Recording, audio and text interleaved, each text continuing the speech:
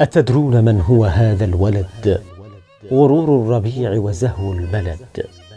كتاب جليل فكيف انطوى وغابت حكاياته للأبد. أما زلت يا صاحبي صاحبي، لماذا إذن لم تفك العقد؟ لماذا نسيت الهتاف الذي على شفة الأمنيات احتشد؟ ألست على الوعد؟ أين الصباح؟ وأين الذي بالصباح وعد؟ عيونك أنت شموس المدى، وأنت الصلاة وأنت المدد. فيا جبل الله مالت بنا البلاد التي كنت فيها الوتد. أضاع الطريق مصابيحه وذابت مواويلنا في الزبد. شديد عليك الكلام الذي بأحلامنا وعلينا أشد. أرحت ضميرك يا صاحبي ونحن ضمائرنا في كبد. نلوم النوافذ ما ذنبها إذا لم نلوح إليها بيد.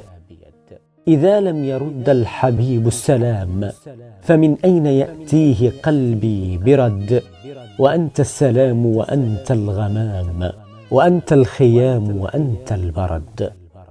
احترقت ونحن نحب البخور ولا نسأل العود كيف اتقد. تركناك في الريح، هذا وفاء الرفاق وهذا بكاء الرمد. تركناك في الشمس لم تستظل بأمس ولا نحن جئنا بغد. تركناك لا تركنا الندى على الورد ذاب به واتحد. تركناك وحدك، نحن الوحيدون نحن وأنت كثير العدد.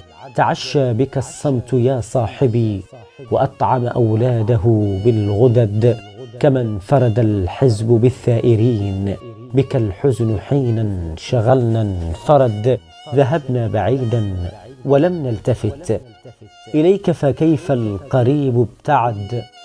أعندك عكازة للطريق الجديد ونظارة يا ولد؟ أعندك أرجوحة في الهواء وتعويذة من رياح الحسد؟ أعندك يا صاحبي قهوة وشاي خفيف لشمس الأحد؟ أعندك بيت بلا غصة وأم تؤثثه بالرغد؟ أعندك يا صاحبي رفقة سوانا فنحن رفاق النكد؟ أعندك يا صاحبي ثورة حقيقية كي تقيم الأود؟ أعندك شيء يضم البلاد ويؤنسها غير هذا الجسد؟ حزين عليك حزين على نبي بلا صاحب أو سند، كحزن المجرة في نجمة تلاشت ولم يفتقدها أحد.